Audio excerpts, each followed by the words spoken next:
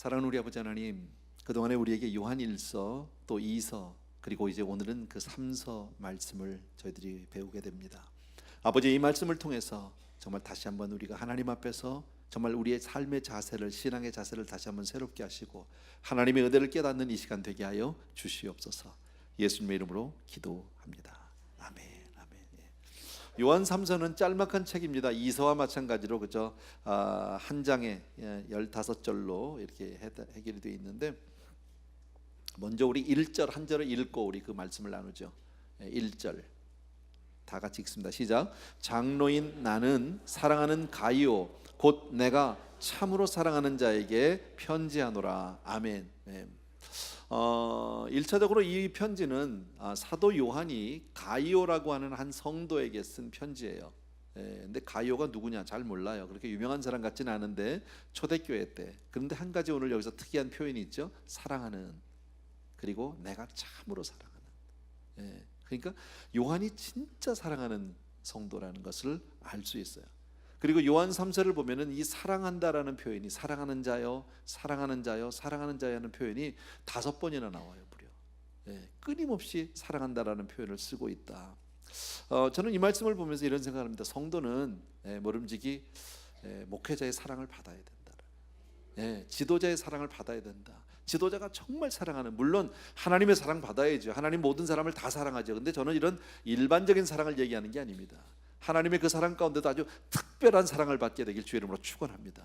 자, 그렇다면 어떻게 가이오는 이렇게 요한 사도로부터 이렇게 특별한 사랑 받을 수 있었을까?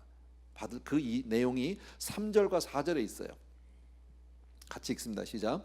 형제들이 와서 내게 있는 진리를 증언하되 내가 진리 안에서 행한다 하니 내가 심히 기뻐하노라. 내가 내 자녀들이 진리 안에서 행한다 함을 듣는 것보다 더 기쁜 일이 없도다. 아멘. 한번 따라합시다. 진리 안에서 진리 안에서 행한다라는 말이 나오죠. 요한이 지금 가이오라는 말은 헬라어로 기쁨이라는 뜻이래요. 이름이. 근데 어쨌든 뭐 그 중요하진 않습니다만은 가이오를 특별히 사랑하는 이유가 바로 뭡니까? 그가 진리 안에서 행하기 때문이다. 진리 안에서 행한다는 말을 다른 말로 바꾸면 말씀을 따라서 신앙생활을 잘한다, 예수 잘 믿는다, 그거죠.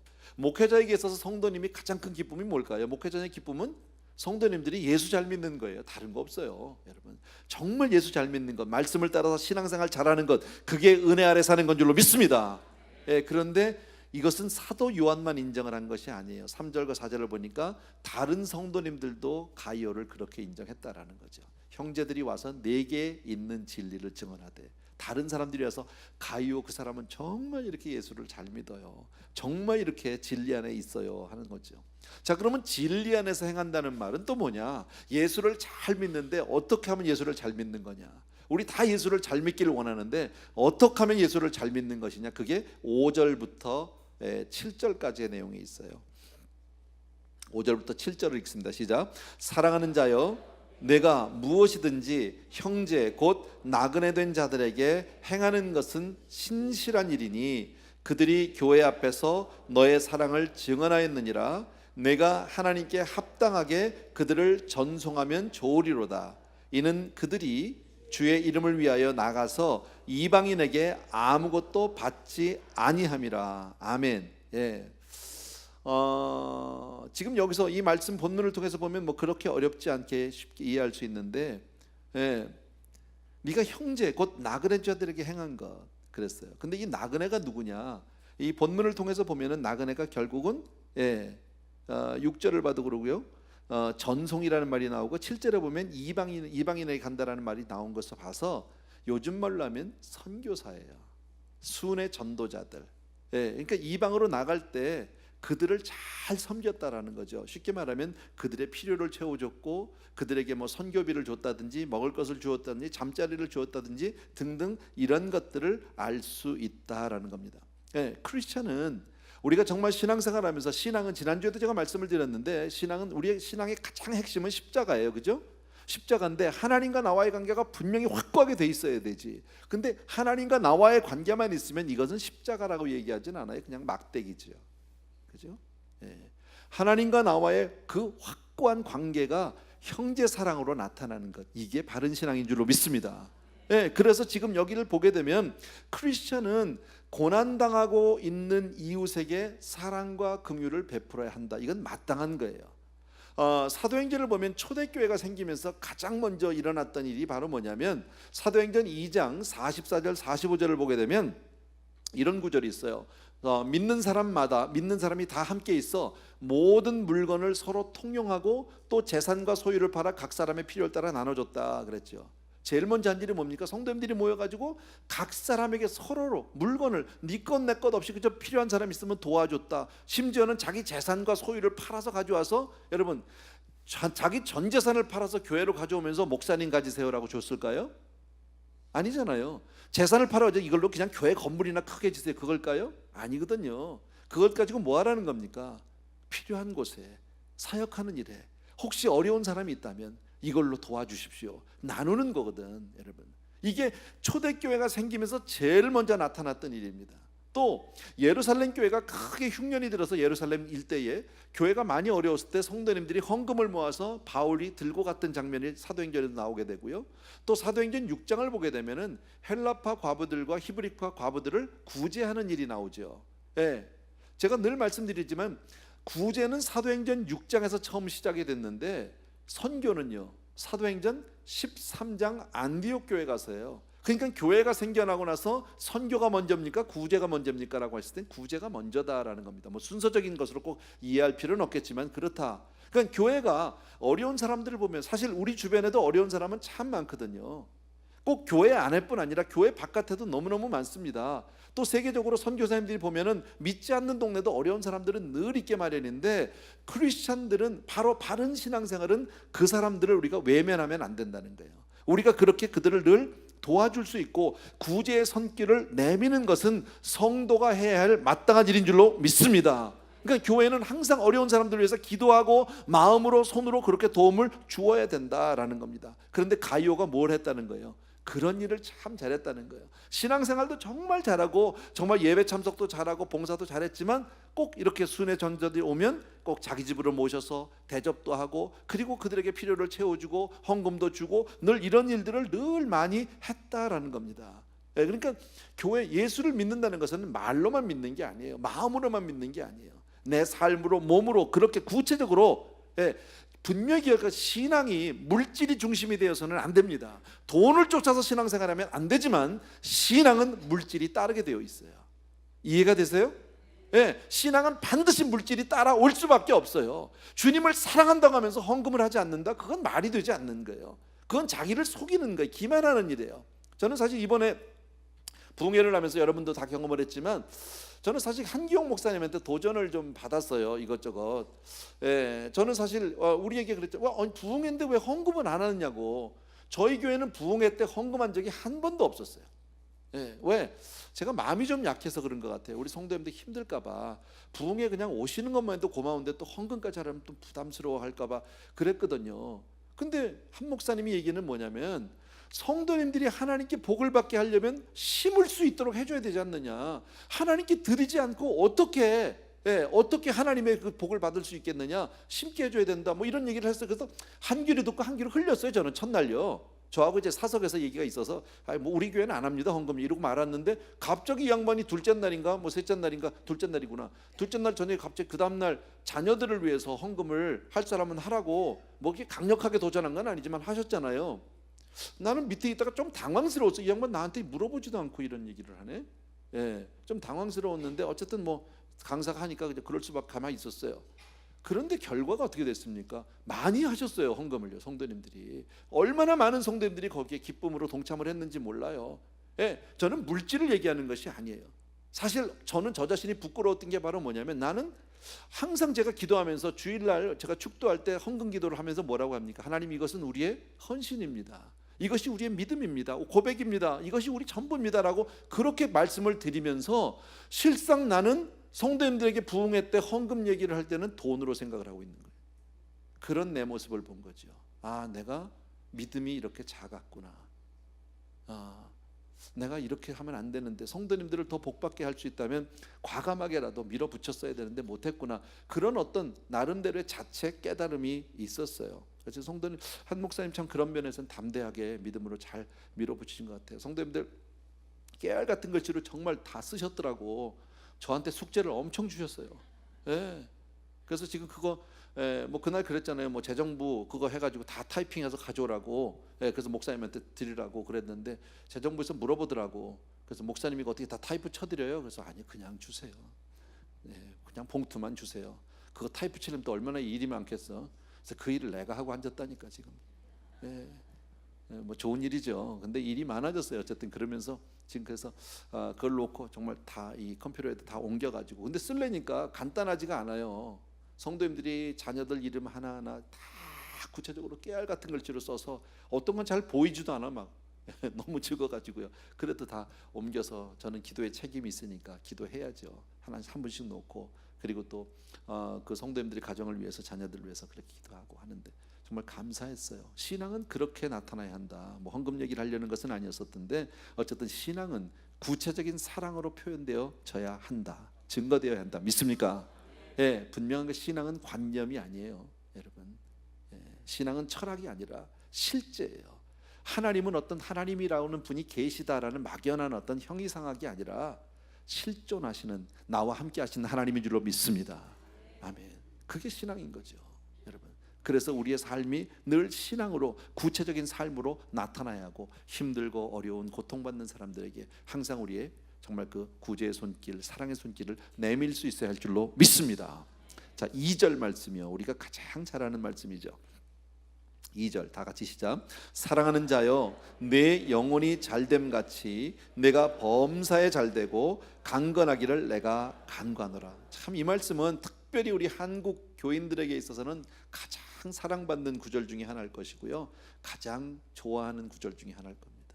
그리고 이 구절을 붙들고 기도하는 성도님들이 얼마나 많겠습니까? 자, 그런데 제가 오늘 이 유명한 구절에 대해서 좀 한 말씀을 드리고 싶다라는 겁니다.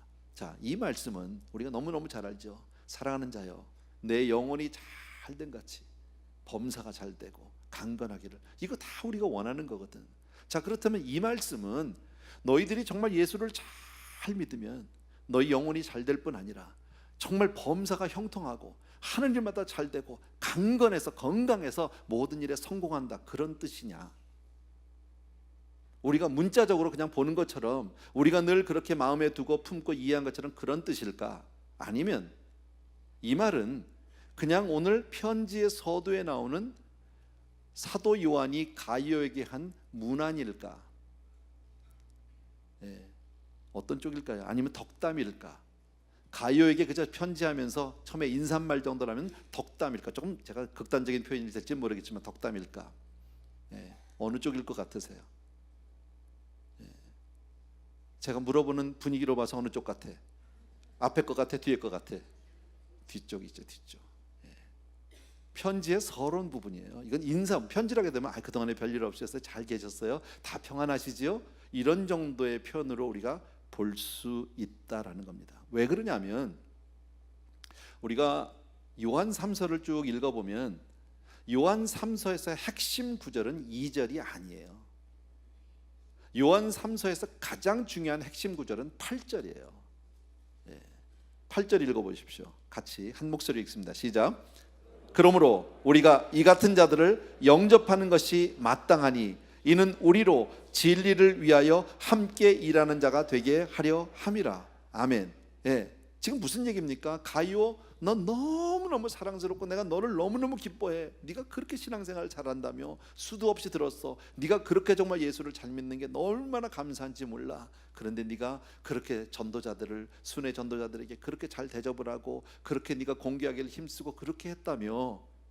그러므로 하고 나온 게 8절 아닙니까? 여러분, 왜 요한이 이 말씀을 썼을까요?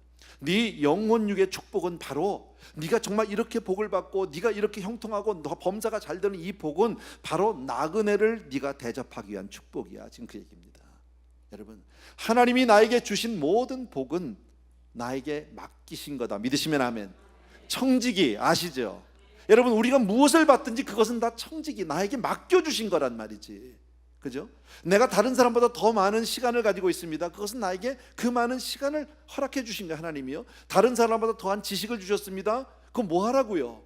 다른 사람보다 더한 어떤 건강을 주셨습니다. 더 많은 재물을 좀 뭐 하라고? 그걸로 다른 사람들 섬기라고.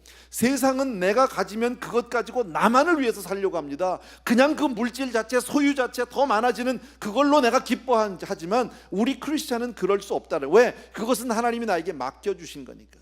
제가 교회 초창기에 개척을 할 때 이런 말씀을 여러 차례 드렸어요. 여러분, 정말 하나님이 우리 정말 믿음 안에서 우리를 크게 축복하신다면, 나에게 더 많은 소유가 생기고 더 많은 물질이 생긴다면, 정말 지혜로운 성도라면 그때부터 고민하고 기도해야 된다 네 그랬습니다. 왜? 그것 많아지는 것 가지고만 좋아하면 안 된다. 왜? 나에게 많은 것을 맡겼는데 이거 어디다 쓰라고 주시는 겁니까 하나님?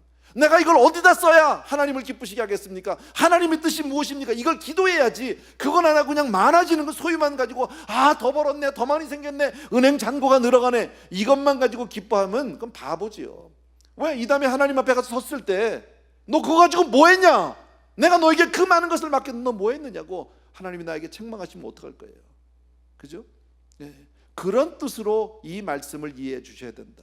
정말 우리가 은혜 아래서 진리를 알게 된 것 너무 감사한 거죠. 진리를 깨닫게 된 건 너무너무 감사한데, 진리를 위해서 함께 일할 수 있다면, 내가 비록 전도자로 나가지는 못하지만 나가는 선교사님들 위해서 후원할 수 있다면, 이건 정말 우리에게 복 아니냐라는 거죠. 이것이 정말 큰 축복이다라고 오늘 말씀하고 있는 줄로 믿습니다.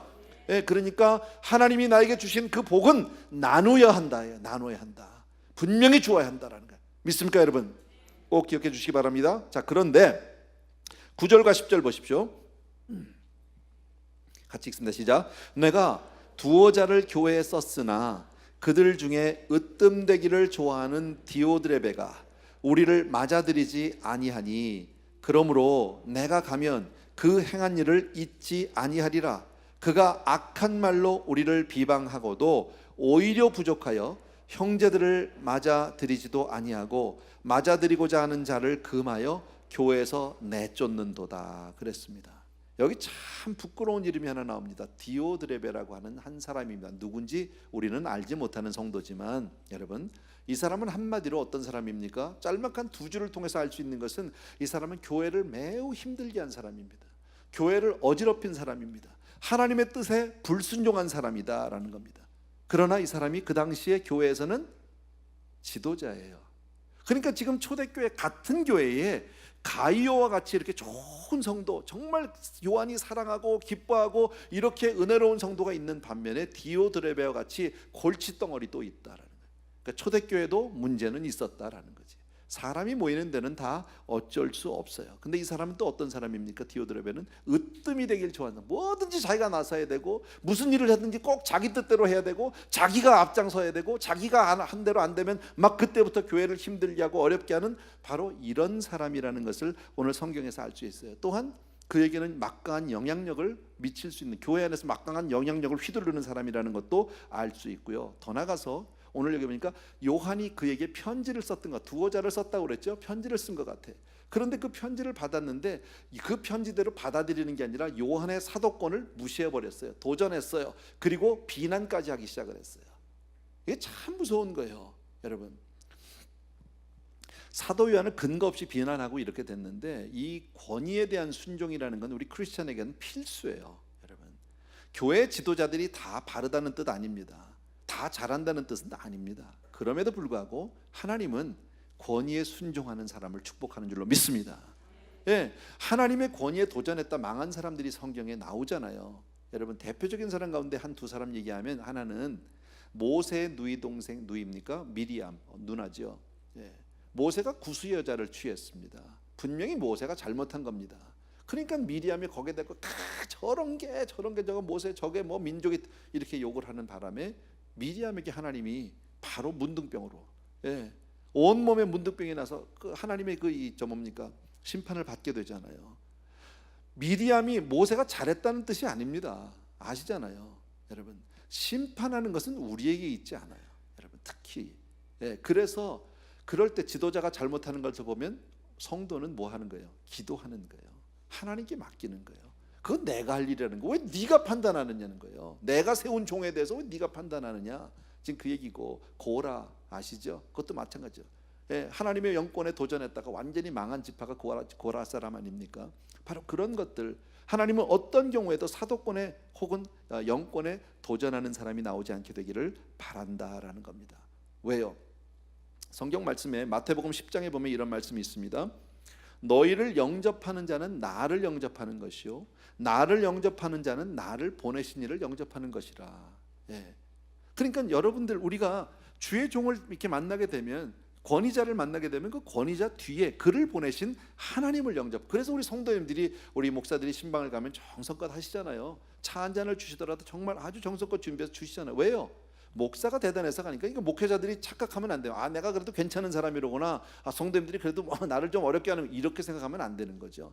주님 때문에 그 대접을 받는 거죠. 주님을 바라보기 때문에. 믿음의 사람일수록 더욱 그렇죠. 여러분, 저는 오래전에 저기 이제 부흥회를 한번 했었는데, 그때 제가 이런 얘기를 했어요. 이번에는 강사 목사님이 오시는데 제 마음에 이런 감동이 있습니다. 좀 평소에 강사 목사님을 대접하고 싶어도 할 수 없는 분들, 뭐 가정이 좀 어렵고 좀 가난하고 이런 분들, 좀 알려지지 않, 늘 보면 이렇게 교회 지도자들이 하게 되는데, 이번엔 좀 양보해서 바꿔봅시다. 그 대신 김치찌개 하나면 어떻습니까? 된장찌개 하나면 어떻습니까? 정말 정성껏 대접하고 그 강사님을 통해서 축복받으면 좋겠다. 제가 이렇게 광고한 적이 있었어요. 그랬더니 성도님들이 신청을 하셨어요. 정말 그렇게 했는데, 정말 뭐 가난한 집들입니다. 어떻게 보면요, 조그만 아파트에 정말 힘들게 사는 가정인데도 가보면 집집마다 상다리가 부러지게 차려놨어요. 정말로요. 제가 막 너무 죄송해서, 이렇게 먹으면 이분들 이거 한 달 혹시 식비 아닐까, 막 이런 마음이 들 정도로. 왜 그렇게 많이 뭐 다 먹지도 못하죠, 목사님이요. 근데 왜 그렇게 차립니까? 마치 그 목사가, 강사 목사님을 주님이 우리 가정에 오시는 것처럼 주님을 본 거죠. 그러니까 주님이 나는 그 대접을 받으셨다고 믿습니다. 그거죠. 그래서 성경의 마태복음에 계속해서 너희가 선지자의 이름으로 선지자를 영접하는 자는 선지자의 상을 받을 것이요, 의인의 이름으로 의인을 영접하는 자는 의인의 상을 받을 것이요, 또 누구든지 제자의 이름으로 이 작은 자 중 하나에게 냉수 한 그릇이라도 주는 자는 내가 진실로 너희에게 이르노니 그 사람이 결단코 상을 잃지 않는다. 무슨 얘기입니까? 선지자를 알았다는 말은, 선지자, 하나님이 보내신 사람 아닙니까? 하나님이 세운 사람을, 이분은 하나님이 보내셨지 하고 하나님을 기억하는 사람은 그 상을 잃지 않는, 권위를 인정하는 사람은 그 상을 잃지 않는다는 거지. 거기서 작게 내려가서 제자 중에 작은 자 하나에게도 냉수 한 그릇. 제자에게 왜 냉수를 줬습니까? 작은 자에게 왜 냉수를 줬? 제자니까, 주님의 제자니까 냉수 한 그릇을 줬는데, 알면 그 상을 잃지 않는다. 권위에 대해서 순종하는 저와 여러분 되길 주의 이름으로 축원합니다. 과거에, 요즘엔 이런 목사가 없어요. 근데 여러분, 뭐 과거에 좀 그런 목사님들 이걸 가지고 냉수 한 그릇만 대접해도 상을 받는다, 그러니까 누가 나한테 양복 사줄 사람, 뭐 이런 거 했잖아. 그전에 냉수 한 그릇 해도 상을 받는데 양복이면 얼마나 받겠냐, 뭐 이런 거지. 이왕이면 집 사라, 더 큰 상 받는다, 이렇게 했던 목사들이 있어요. 이건 아주, 이 구절을요, 아주 해석을 잘못한 거예요. 그건 그렇지 않아요. 오늘 성경에 보면 냉수 한 그릇을 대접하면 냉수의 상을 받는 게 아니야. 그 사람을 제자로 인정해서 그걸 인정했기 때문에 받는 상이기 때문에 냉수와는 아무 상관없는 거예요. 근데 이걸 잘못 오해해가지고 목사님들이 옛날에 좀 무식해서 그랬던 거예요. 그건요, 몰라서. 혹시 그런 사람이 있으면 아니라고 그냥 가르쳐 주든지, 제가 잘 몰라서 그러는 거나 그냥 그 정도로 덮어주시면 됩니다. 아시겠죠? 자, 11절 보세요. 중요한 구절이에요. 다 같이 시작. 사랑하는 자여, 악한 것을 본받지 말고 선한 것을 본받으라. 선을 행하는 자는 하나님께 속하고 악을 행하는 자는 하나님을 배웁지 못하였느니라. 난 참 이 구절이 좋아요. 사랑하는 자여, 누구야? 지금 가이오라고 하는 한 성도죠. 지금 아까 얘기했지만 이 한 교회에 가이오가 있고, 지금 아까 가만 있어봐, 이름이 또 갑자기 생각이 나네. 디오드레베가 나온다면, 이 디오드레베는 어쨌든 좀 부끄러운 이름, 아주 나쁜 이름이잖아요. 이 두 사람이, 가이오와 디오드레베가 같은 교회에 있는데 누가 더 지금 교회 안에서 더 영향력이 있어? 디오드레베거든. 누가 더 파워풀해? 디오드레베거든. 근데 참 은혜가 안 되는 거지. 너무 자기가 나서기 좋아하고 자기 뜻대로 다 해야 되고, 그냥 뭐 이것도 막 맞고, 심지어는 성도님들이 막 순회 전도자들이 오면 자기 집으로 모셔드리려고 하는데 자기가 영접 안 하는 것까지는 좋은데, 그렇게 영접하는 사람까지 다 내쫓아 버렸단 말이야. 가라고, 안 된다고 막 이렇게까지. 아주 그러니까 가이오가 속상할 수 있죠. 헷갈릴 수 있죠. 열심히 하려고 할 때. 그래서 한 얘기예요. 너는 악한 것 본받지 말고 선한 것을 본받으라는 거지. 그런 거 따라가지 마라. 지금 보세요. 선을 행하는 자는 하나님께 속하고 감사한 거죠. 가이오, 너는 은혜 아래 있는 사람이야. 하나님께 속한 사람이야. 근데 그 다음에가 난 더 좋아. 악을 행하는 자는 하나님께 속하지 않았다. 이렇게 쓰지 않았어요. 하나님의 은혜 이거예요. 하나님을 배워보지 못해서, 다른 말로 말하면 몰라서, 은혜를 못 받아서 그 얘기예요. 하나님께 속하지 않았다는 얘기가 아니야. 예. 교회 안에 있는데 하나님을 몰라서 지금 이 얘기를 하는 거예요. 그러니까 너는 그런데 흔들리지 마라. 자, 이게 무슨 얘기냐면 제가 설명을 하면 이런 뜻이에요. 여러분 이사야 선지자 기억하시죠? 그죠? 이사야 6장에 보게 되면 이사야가 성전에서 하나님의 영광을 경험하는 장면이 나와요. 예. 근데 하나님의 영광을 하나님의 임재 가운데 딱 하나님의 영광을 볼 때 이사야가 했던 첫 마디가 있어요.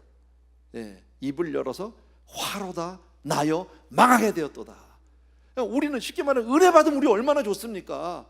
정말 우리가 꿈속에서라도 주님 한번 보면 우리 원이 없잖아. 아니할 말로 주의 음성을 들으면 사랑하는 말 이거 아니야 우리? 근데 이사야는요 하나님의 영광을 받는데 와 죽었네 나 망했네 이거 아니야 지금요. 왜 이렇게 얘기할까요?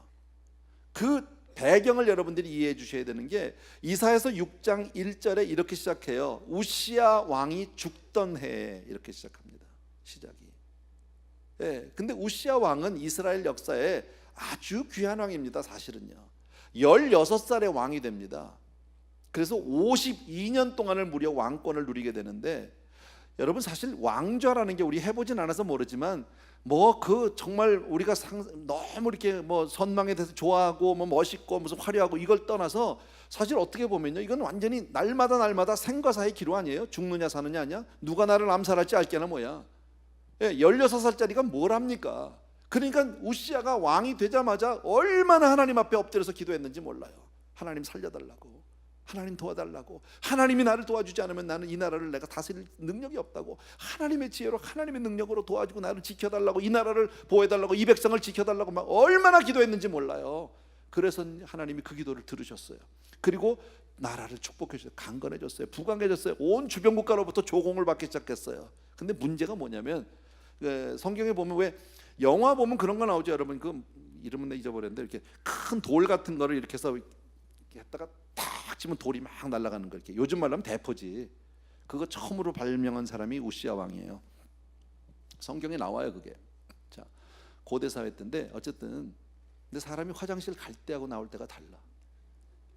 그 우시야가 교만해졌어. 오랫동안 왕좌에 앉아있고 나라가 잘 되고 하는 일마다 잘 괜찮고 다 모든 사람들이 와서 왕이 위대하다고 그러니까 정말 지가 잘났는 줄 착각했어. 그래가지고 뭐 하려고 그래요? 성전에 들어서 분향도 내가 하겠다는 거지. 이건 제사장의 권한이에요. 이건 하나님이 제사장이 허락한 거예요. 근데 자기가 하겠다는 거예요. 제사장이 안 된다고, 그건 왕이 하시면 절대 안 되는 겁니다 라고 말리는데 왕권으로 그냥 짓뭉개버렸어. 그리고 자기가 들어갔어요. 그리고 가서 분양하겠다고 단을 딱 잡는 순간에 그냥 문둥병이 발발해서 죽을 때까지 문둥병으로 죽었단 말이에요.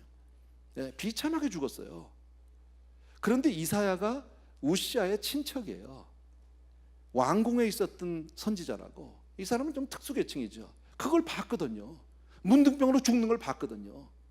하나님의 임재 가운데 갔다가 문둥병 탁 발해가 죽는 걸 봤는데 이사야가 엎드렸더니 하나님의 영광이 확 나타난 거지.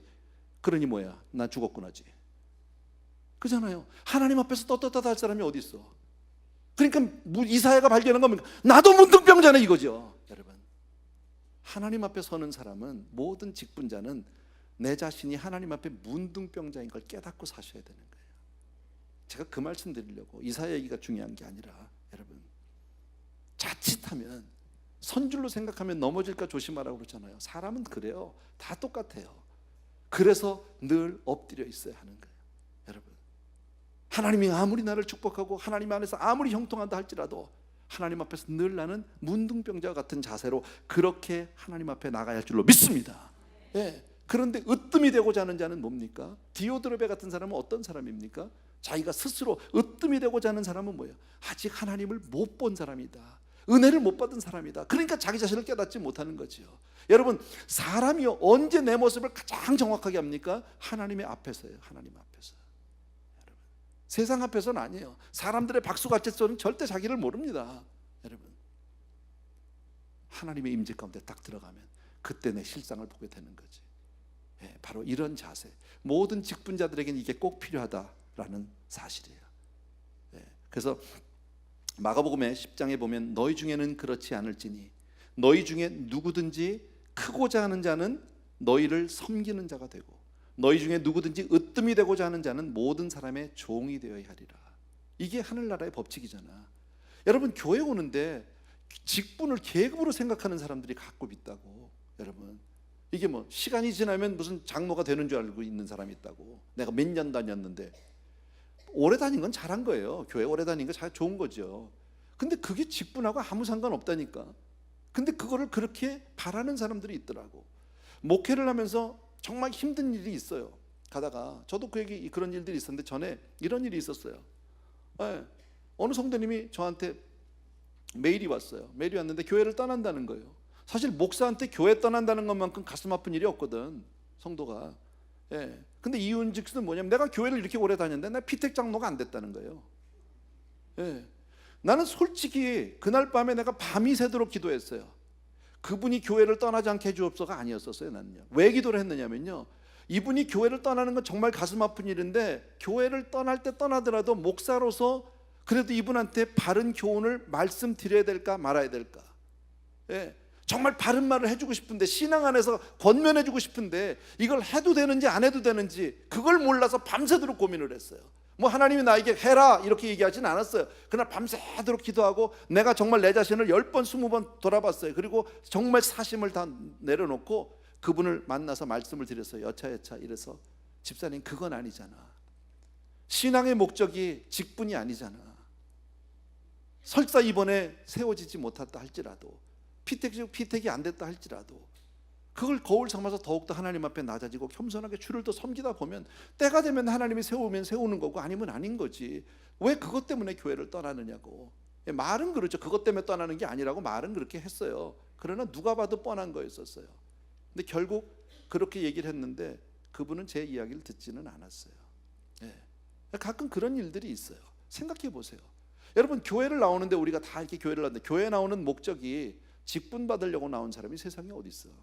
교회 처음 오는데 나는 첫날 교회 가면서 나는 앞으로 내가 5년 뒤에는 내가 이 교회에서 내가 권사 집사 한번 해봐야지 이러고 나오는 사람이 세상에 어디 있어. 만약에 그렇게 나온다면 그 사람은 어리석은 사람이지. 그잖아요. 근데 나도 모르게 이게 객관적으로 얘기하면 다 상식적으로는 다 알아요. 근데 이게 내 이야기가 되면 얘기가 달라져. 사람이야. 서운한 거예요. 그때부터. 자존심이 상하는 거예요. 여러분. 근데 오늘 성경이 뭐라고요? 으뜸이 되고자 하는 자는 모든 사람의 종이 되라고 그러잖아요. 신앙의 원리는 세상의 원리와 다르잖아. 여러분, 세상은 큰 자가 작은 자를 다스리지만 성경은요, 큰 자가 작은 자를 섬기는 거 아니에요? 그게 우리의 자세고, 주님을 따르는 제자는 제일 첫 번째가 뭐예요? 자기 부인하고 십자가 지는 거야. 그러니까 우리가 받은 모든 직분은 사실 권리는 없어요. 이거 내가 수도 없이 했던 얘기야. 직분은, 교회의 직분은 권리는 없어요. 책임과 의무만 있어요. 여러분, 거기에 따른 권리는 절대 행사할 수도 없고 있을 수도 없는데, 디오드레베는 어떤 사람이 으뜸이 돼서 내 뜻대로 내 마음대로 해보겠다는 거 아닙니까? 그냥 교회를 어지럽히죠. 근데 하나님 뭐라고요? 그 사람이 그렇게 하는 이유는 하나님을 아직 못 만나서 그런 거예요. 기도해 줘야지. 그러면요, 지금 그 얘기를 해주고 있다. 12절에 우리 보십시오. 12절 같이 읽습니다. 시작. 데메드리오는 뭇사람에게도 진리에게서도 증거를 받았음에 우리도 증언하노니. 또 한 사람이 나와요. 데메드리오라고 하는 또 한 사람이 나와요. 그러니까 가이오, 디오드레베, 데메드리오, 뭐 이름도 잘 안 되지만 어쨌든 이렇게 나오는데, 데메드리오가 나오는 것은, 이 사람은 아주 짤막해. 누군지 모르지만 그 사람은 모든 사람에게 사랑을 받았고 모든 사람에게서 좋은 평판을 얻은 사람이다. 왜 이 이야기를 갑자기 할까요? 어쩌면 가이오가 교회 안에서 벌어진 이런 일들 때문에, 은혜롭지 못한 일 때문에 많이 속상해 있을까 봐 위로해 주시는, 마치 엘리야가 그런 적이 있어요. 하나님 앞에 지금 다 죽고 나 혼자 남았어요. 하나님 앞에 한탄을 퍼부을 때 하나님 뭐라 하세요? 네가 몰라서 그래. 7,000명 더 있어. 그 얘기죠. 너만 그런 게 아니야. 데메드리오 있어. 지금 그 얘기죠. 성경에 보면 그렇게 좋은 사람들이 있어요. 사도행전에 보면 누가 나옵니까? 다비다라고 하는 여자, 도르가라고도 하고 다비다라고 하는데 그 여자가 죽었을 때 그 주변에 얼마나 많은 사람들이 그를 위해서 울었습니까? 그리고 베드로를 모셔다가 정말 그 사정을, 평소에 이분한테 우리가 얼마나 많이 사랑을 받았는지 몰라요, 얼마나 우리에게 많은 것들을 베풀어 주셨는지 몰라요, 얼마나 섬기길 좋아했던 분인지 몰라요 라고 그 많은 사람들이 베드로에게 얘기할 때 베드로가 기도해서 다비다가 다시 살아나는 놀라운 역사가 있었잖아요. 여러분, 이처럼 성도는 목회자에게도 인정을 받아야지만 성도에게도 인정을 받는 사람이 되어야 할 줄로 믿습니다. 나는 저와 여러분이 다 그런 사람이 되길 주의 이름으로 축원합니다. 13절, 14절, 15절 읽고 마치겠습니다. 다 같이 시작. 내가 네게 쓸 것이 많으나 먹과 붓으로 쓰기를 원하지 아니하고 속히 보기를 바라노니 또한 우리가 대면하여 말하리라. 평강이 내게 있을지어다. 여러 친구가 내게 문안하느니라. 너는 친구들의 이름을 들어 문안하라. 아무것도 아닌 이야기 같은데 저는 두 가지 포인트를 보고 싶은 것은, 내가 이렇게 써서 편지를 쓰는 거 말고 빨리 가서 만났으면 좋겠다. 사랑은 그런 거죠. 사랑하니까 만나고 싶고. 여러분, 그게 교회예요. 그게. 그리고 맨 마지막 15절에 아주 중요한 단어가 나와요. 따라합시다. 친구. 친구. 예, 친구라는 말이 두 번이 나옵니다. 사도 요한은 여기서 지금 성도들에게, 가이오에게, 초대교회 성도님들에게 이렇게 얘기합니다. 주종관계, 상하관계로 얘기하고 있지 않습니다. 친구관계로 얘기한다라는 거지. 여러분, 다시 말씀드리면 교회 직분은 계급이 아닙니다. 이거는요, 절대 높고 낮음의 문제가 아닙니다. 우리는 그리스도를 머리로 한 모든 지체일 뿐입니다. 손이 발보다 높다고 얘기할 수 없습니다. 입이 코보다 더 낫다고 얘기할 수 없습니다. 다 똑같은 거예요. 여러분, 우리는 다 성령 안에서 하나 된 줄로 믿습니다. 그래서 정말 그리스도를 머리로, 그리고 형제들은 각각의 그 지체로 그리스도의 몸을 이루는 공동체, 이것이 교회인 줄로 믿습니다. 그런데 디오드레베처럼 교회를 정말 교회 안에서 으뜸되기를 좋아하는 사람, 이런 사람들이 있지요. 여러분, 이런 사람들은 어떤 사람이에요? 세상 사람이에요. 사실은요, 악한 행실로 교회를 떠나 있는 사람이에요. 사실 교회 안에 있지만 교회 세상 사람, 은혜 못 받은 사람, 쉽게 말하면요. 그런 사람은 그렇게 이해를 한다라는 거죠. 저와 여러분이요, 이제 요한 3서를 마치면서 바른 신앙생활이 뭔지 오늘 말씀해주고 있어요. 그죠?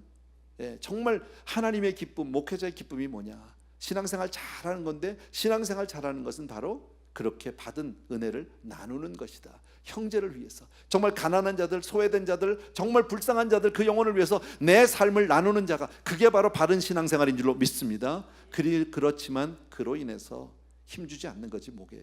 어쩌면 디오드레베는요, 돈 좀 썼을지도 몰라요. 예, 돈이 많은 부자일지도 몰라요. 권력 있는 사람일지도 몰라요. 근데 이런 사람들의 특징은 대개 이래요. 예, 자기 품위 유지는 잘해요.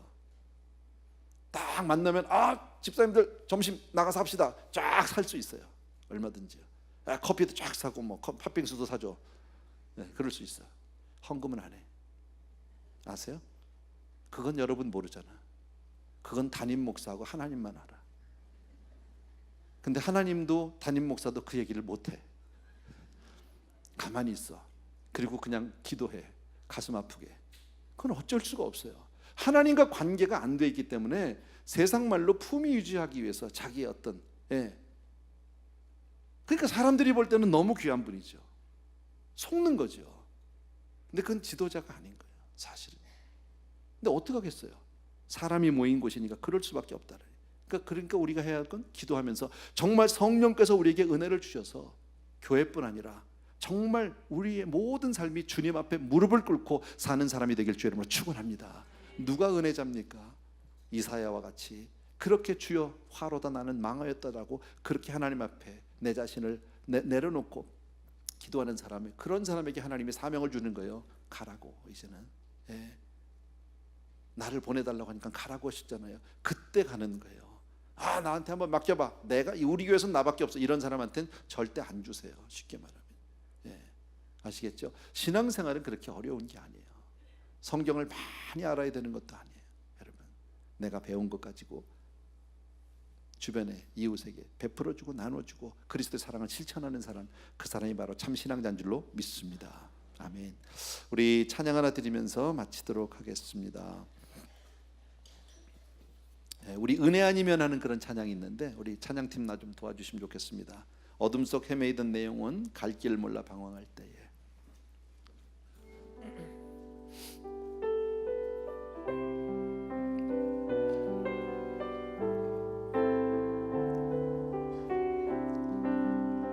어둠 속 헤매이던 어둠 속 헤매이던 내 영혼 갈 길 몰라 방황할 때에 주의 십자가 영광의 그 빛이 나를 향해 비추어 주셨네. 주홍빛보다 붉은 내 죄 그리스도의 피로 씻기어 완전한 사랑 주님의 은혜로 새 생명 주께 얻었네.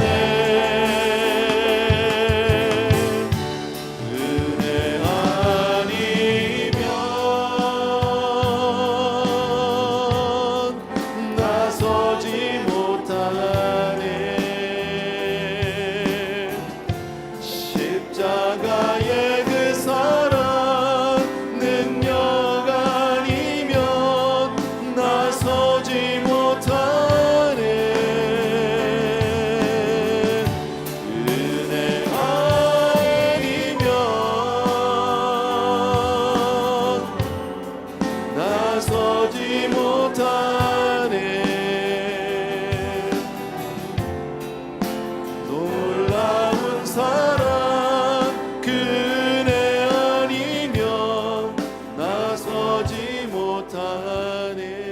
같이 한번 우리 기도하기를 원하는데, 오늘 말씀은 짤막합니다.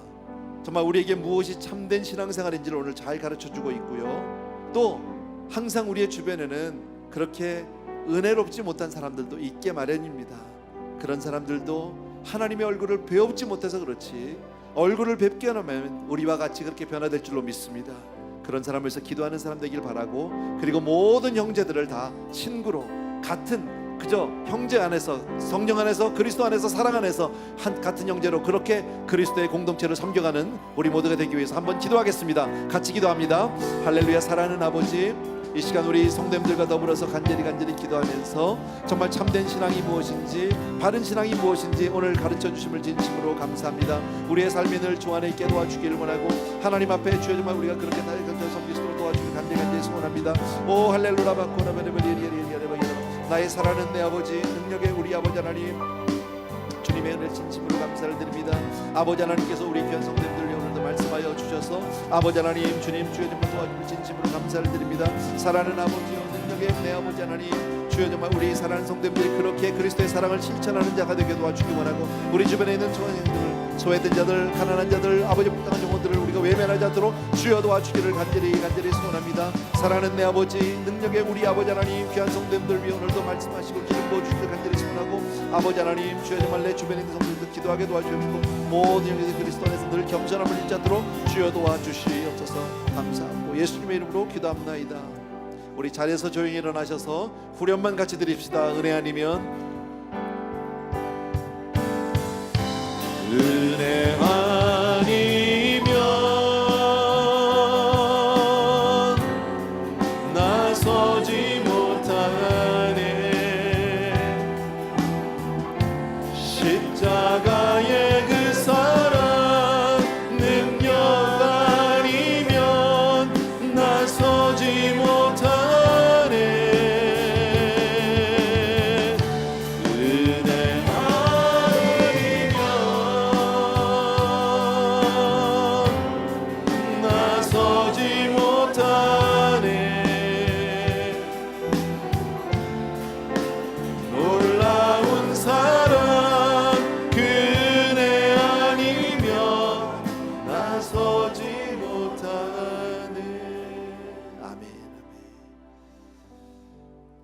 참 고마우신 아버지, 오늘로서 요한서신을 다 마칠 수 있는 은혜 주신 것 진심으로 감사하고, 오늘 특별히 정말 우리의 신앙의 자세에 대해서, 바른 신앙에 대해서 오늘 잘 가르쳐 주심을 진심으로 감사합니다. 우리 사랑하는 성도님들 한 분 한 분 정말 그런 사람 되게 하여 주시기 원하고, 주님만을 기쁘시게 하고 주님의 사랑받는 자가 되게 하시고 주님의 자랑이 되는 그런 성도님들 다 되게 하여 주시옵소서. 특별히 오늘도 귀한 성도님들이 정성껏 예물을 준비해서 주께로 올리지만 아버지, 이것이 우리의 전부입니다. 우리의 삶이고 우리의 고백입니다. 아버지 앞에 드리는 이 예물 주님 기뻐 받아 주실 뿐 아니라 우리 사랑하는 성도님들의 삶을 기억하시고 마음껏 축복하여 주옵소서.